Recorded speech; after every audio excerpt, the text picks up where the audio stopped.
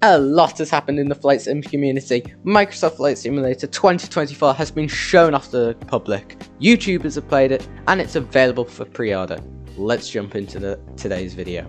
My first impressions of this new sim when I first watched Aaron Rhines play it was that the UI was pretty similar to the old simulator, but there were a couple of differences, such as different colour schemes and the shape of the buttons, but the layout was pretty much the same. The AI voices were a lot better and a lot less annoying. I might use them, but I mainly use VATSIM because I prefer talking to people. Inside the 737, which is my favourite aircraft, we had an EFB, which would apparently be in all the aircraft, which is very cool and very good for us flight simmers.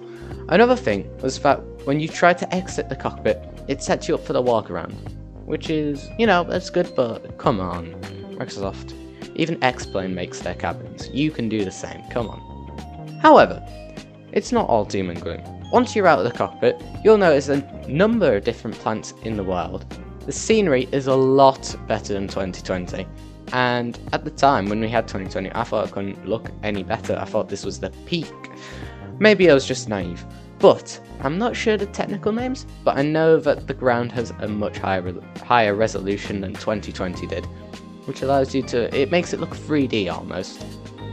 And also there's the different terrain, the different amount of variations in plants and wildlife just makes the sim look so much better. Also, now that we've seen the actual flight sim in action, we know how much progress the team has made, and it's very good. Of course, there are a few minor things to tweak, such as performance, but that's expected for an unreleased game.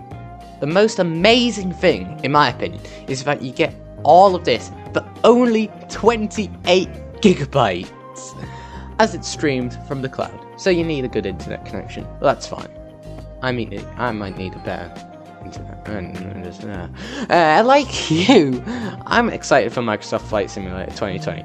And remember, it's releasing on November the 19th. I'll be right alongside you, getting my hands on this game. What I don't like is the price you have to pay.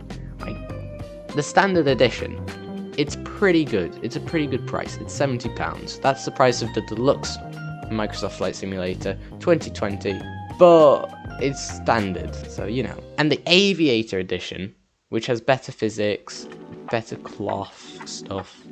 I don't know why they didn't make that into all the versions. It's £200. That's a lot of money. But you do get some things as well, such as a model of the AN225, which is pretty good.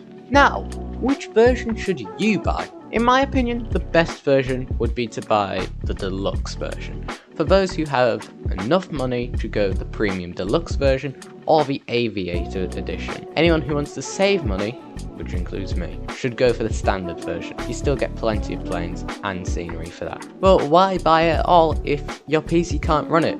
The minimum specs are either a Ryzen 5 2600X or an i7-6800K. On the GPU side, it's a GTX 970 or an RX 5700.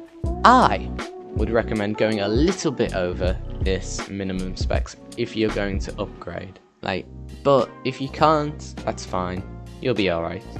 Most people will be able to run the sim, but for others, including me, again, we'll need to upgrade soon, which is unfortunate. I would recommend going a little bit over the minimum specs, again, if you're going to upgrade. Hope you enjoyed today's video. Consider subscribing to this channel or leave a like. Anyway, goodbye.